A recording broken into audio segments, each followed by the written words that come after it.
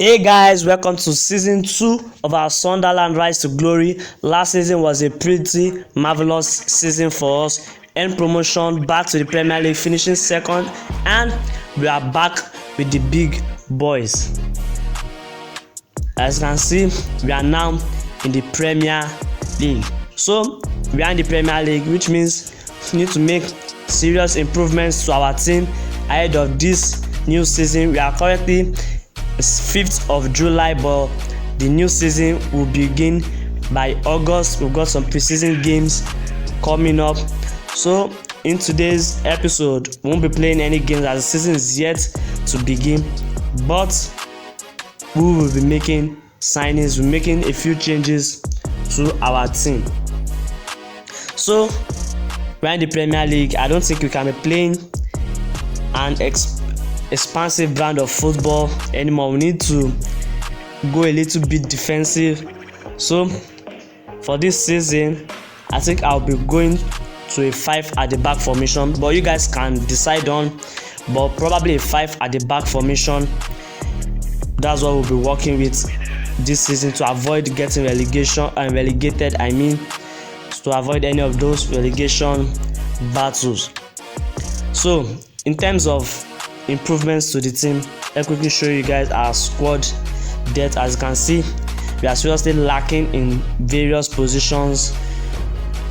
First, in the centre back position, I've gone on to sign Igor Lloris.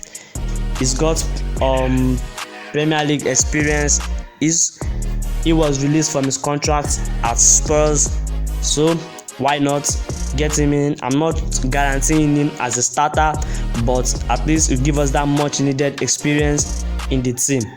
Centre back as well, we're lacking there as well. Left back, probably in every position we are seriously lacking. So there are positions that I feel will be key to our survival in the Premier League this season. First is a centre back. I think we definitely need another centre back. That Ballard, Triantis, Silts, and O'Neill are the best centre backs we have at the moment, and they are 2.5 star ratings. Left back position, we've already got Sikin and Aleshe, both 2.5 star rating. Defensive midfield as well, another position I feel we could make improvements. Chris Rigg is back from his loan spell, and I think will play a pivotal role in this team, but he's just 17 years old. Do we trust him to have such an important role in the team? And also a striker. Ronnie is our best striker and is 3-star rating. We've got a few other players that could play in that position, like Semedo, Rosin, but I don't think they are cut out for the Premier League yet.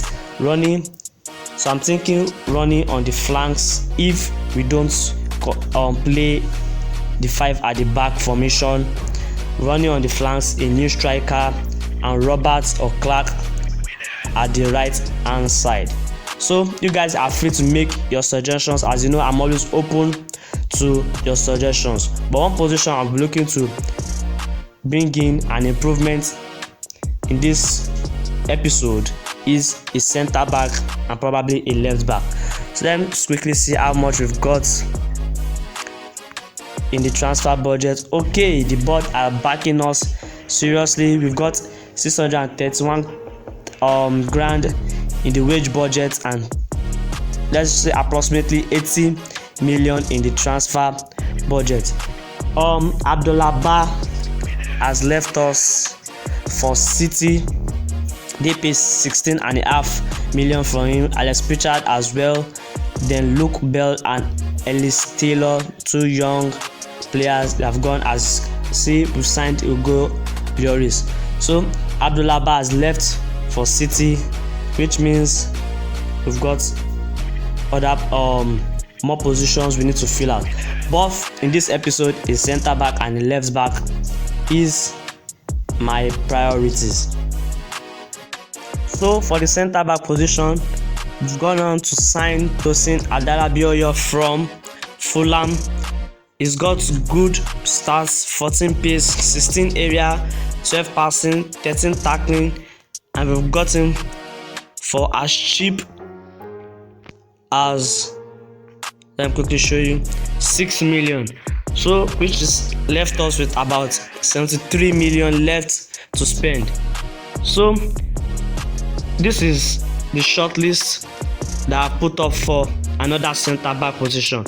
Yeah, we need to strengthen the center back position more. So these are the few center backs that I have shortlisted. I might be surprising Eder Militao over, but he is having problems at Madrid and he has been transfer listed at his request, and he is interested in joining us, so you can get him for as low as 34 to 35 million.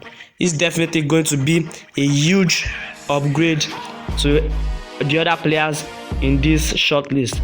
Another one is also Diego Carlos. He's got Premier League experience. He also wants to leave Aston Villa, and we can also get him for as cheap as 5 to 8 million. And Esbin Konza as well, but it could be more expensive than Diego Carlos. It could cost us about 30 million. And finally, Pierre Shoes as well could cost us about 18 to 20 million. Decent stats as well, 15 aerial, 15 tackling. He doesn't have the pace, but he's also a good center back as well. We'll be signing a left back in this window. As you can see, Josh Doig, Milos Kerkez, and Fabiano Parisi are in our shortlist as well. So, but personally, I would love if we could get Eder Militao. Just take a look at his stats. Like, he's really good center back to have. So I think you guys will have to decide that in a poll I'll be dropping in the community tab later today. So you guys will have to decide which center back you want. So for the left back position, got Josh Doig, like I said, got good stats as well. Parisi, he's got 15 passing, 15 pace, 15 dribbling. He's definitely going to be racking up assists, and Kerkez as well. But my concern is, do we really want to be playing with a wing back in the Premier League instead of a natural fullback? So this is what we'll be doing the first few games of the season. At least 3 games, we'll continue with our normal formation, probably putting a defensive midfielder to see how we perform in those 3 games, to see if we should change to a more defensive, which is the 5 at the back formation, or we continue with the 4 at the back that we normally play. So for this left back position, it's actually between Parisi and Kerkez for me. Both valued almost the same, but Parisi has more experience. He's 23 years old, but his crossing is pretty bad. But he's got pace, he's got the passing, he's got the dribbling. Kerkez, he's got 12 crossing, 15 tackling. So we are in a really huge dilemma here in picking a perfect left back for us. I think I'll go with Kerkez. Yeah, he's got some better stats in some key areas than that of Parisi. So let's see how much we could get. Let me make an inquiry. Okay, 46 million. That will leave us about 30 odd million. We still got a striker we need to sign. So these are things we need to consider. What about Parisi? How much will Parisi cost us?